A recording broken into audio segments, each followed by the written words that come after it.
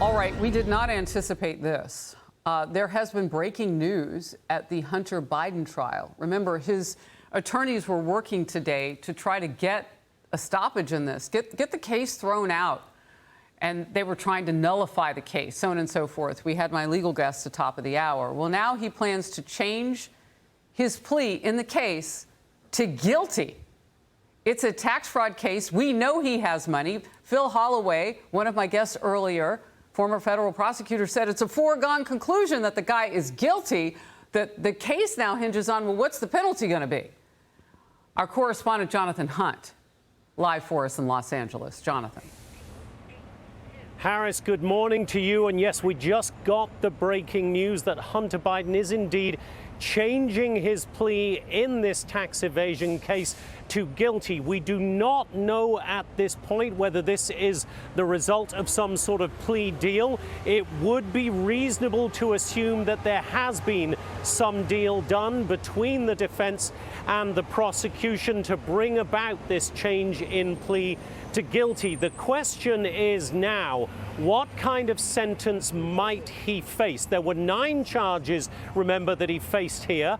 3 of those were felony charges, punishable in total by up to 17 years behind bars. So the question will be, going forward, if he is now about to plead guilty, what will the sentence be? Another big question, of course, Harris, that everybody will now be asking is, will President Biden either pardon his son on this guilty plea to these tax evasion charges and indeed the gun conviction he got earlier this year in Delaware, or will he perhaps commute both of those sentences? Now, President Biden has previously said, Harris, he would do neither of those things. But here's the caveat, and it's an important one.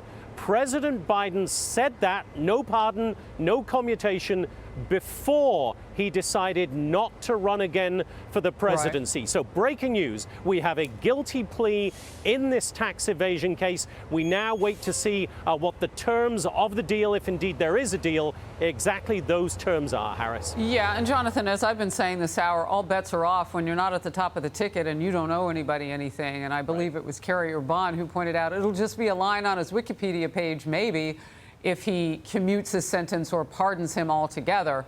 So what does he have to lose as a father?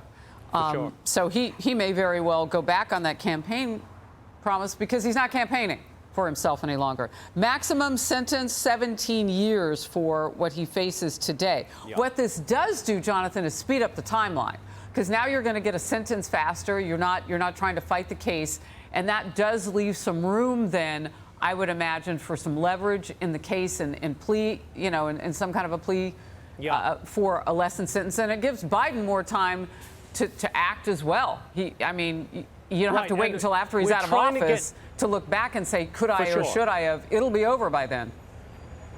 And we're trying to get the details now. We've just got our producer, Lee Ross, who's come out of the court. I'm not sure if he has any details on a plea deal, Lee, at this point. No deal in place. No deal in place, I'm being told. Plead guilty, but they've got to work through some of the legal mechanics to get Okay, there. so here's the breaking news straight out of the courtroom and our producer, Lee Ross. There is no deal in place at this point. There is the potential for a deal to be done, but they have to work through some of the legalities of that, Harris. So at the moment, we simply do not know what kind of sentence he might face. You talked about the potential, of course, for up to 17 years. We can probably safely assume it will be a lot less than that, if indeed there is any prison time involved at all. But we'll have to wait and see. The breaking news straight out of the court, no deal in place at this point, but there is a guilty plea, Harris. Yeah, one of the things that my legal guest said at the top of the hour was that there was a need to rehabilitate the reputations of these attorneys after that sweetheart deal fell apart.